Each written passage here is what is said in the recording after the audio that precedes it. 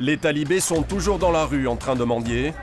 Au moins 50 000 enfants fréquentant les daras du Sénégal seraient ainsi réduits en esclavage. Depuis 2 ans, Oumar et Ali, 2 talibés, font la manche tous les jours. Forcés de mendier par le professeur du dara, le marabout, parfois jusqu'à 10 heures par jour. J'ai eu ça ce matin. C'est du sucre. Il y en a pour 1 euro à peu près. Et en pièces, j'en ai pour 90 centimes. Tous les jours, c'est la même chose. On se lève à 5 heures, on apprend le Coran jusqu'à 7 heures. Ensuite, on part mendier jusqu'à 11 heures. On revient étudier jusqu'à 14 heures. À 14 heures, on doit trouver à manger et donc on repart mendier. On revient dans l'après-midi et on apprend le Coran jusqu'au dîner. Et ensuite, on se couche vers 23 heures. Vous faites quoi de l'argent? On le donne au marabout. Et lui, il en fait quoi? Je sais pas. Le Sénégal se réveille avec cette terrible tragédie à la Médina. La Médina, quartier résidentiel de Dakar, le 3 mars dernier. Un dara, le nom donné aux écoles coraniques au Sénégal, est en feu. Malgré l'action et la solidarité des habitants, le bilan est lourd. 9 enfants morts brûlés vifs, le plus âgé n'avait que 12 ans. Un drame qui vient rappeler le sort terrible des élèves de ces écoles coraniques, les talibés. Un mois plus tard, nous sommes revenus sur les lieux. Tierno est un voisin. Pour lui, la promiscuité et l'insalubrité du dara sont à l'origine de la tragédie. Les enfants dormaient ici. La pièce allait de là à là.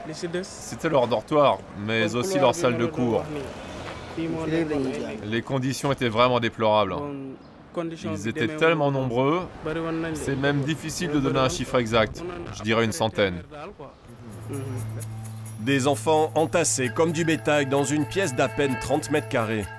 Pour la plupart abandonnés par leurs parents, les enfants des daras sont à la merci de leurs maîtres coraniques, qui ont senti là un bon filon.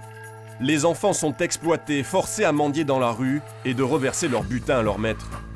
Pour le président Macky Sall, c'est l'accident de trop.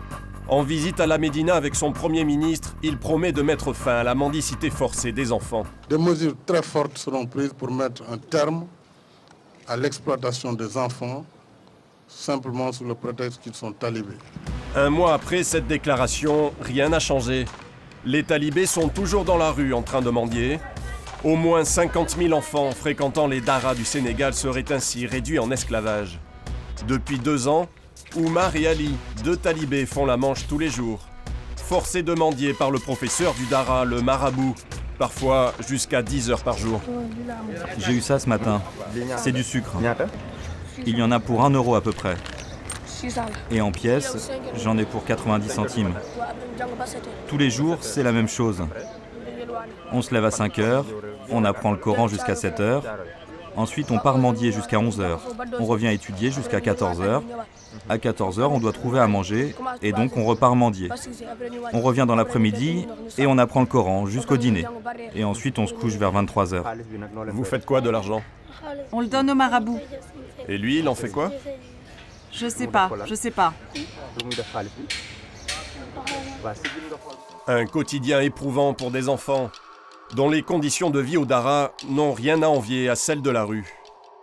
Guédiawaye, banlieue de Dakar, c'est un dara comme celui-ci que le président a promis de fermer. Typique des écoles coraniques en ville. Des constructions inachevées, souvent laissées à l'abandon. À l'intérieur, des enfants s'entassent par dizaines.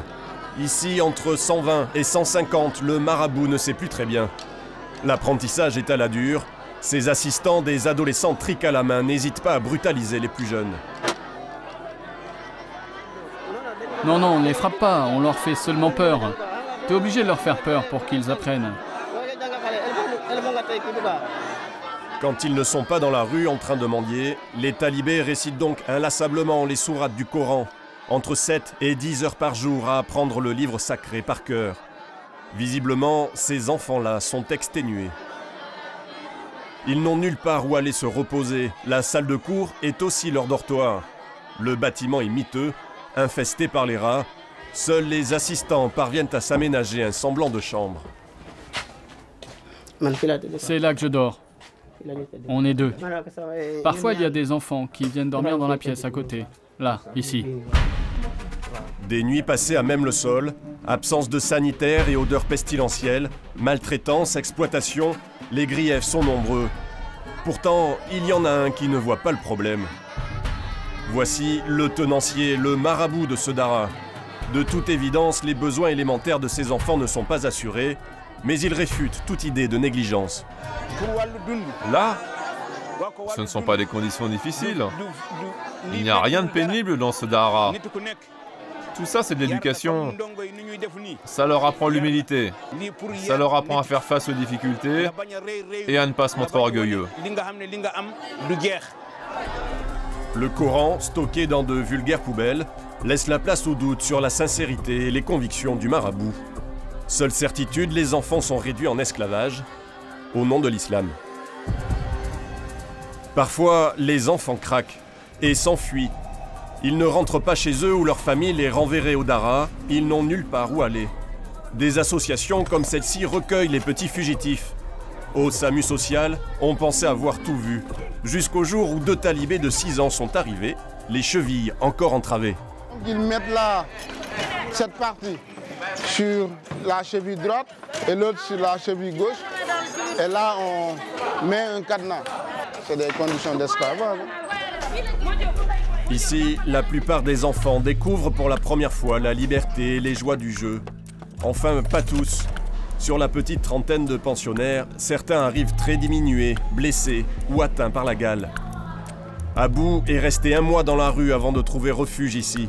Il ne sait pas l'âge qu'il a. Ses parents l'ont placé dans un dara à ses 3 ans. Il ne les a jamais revus. Ça va aujourd'hui? Comme chaque enfant du centre, Abou s'entretient régulièrement avec un psychologue. Pas facile de libérer la parole. Abou s'est échappé plusieurs fois. En plus de mendier et d'étudier, son marabout le faisait travailler au champ.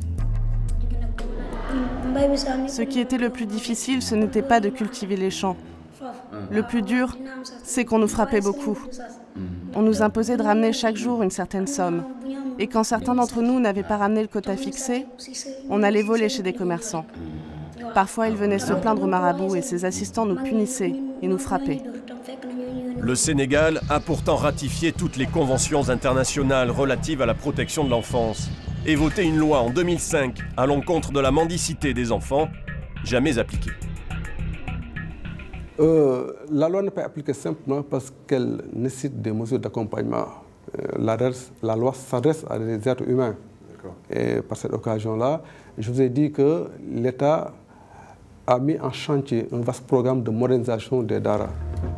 Sur les 17 000 daras du Sénégal, seule une poignée ont bénéficié de ce programme. Un manque de volonté politique qui a fini par consterner une partie de la population. Aujourd'hui, c'est la société civile qui est sur le terrain et qui réagit avec les moyens du bord. Chérif Diallo milite au sein d'une association de défense des droits de l'enfant.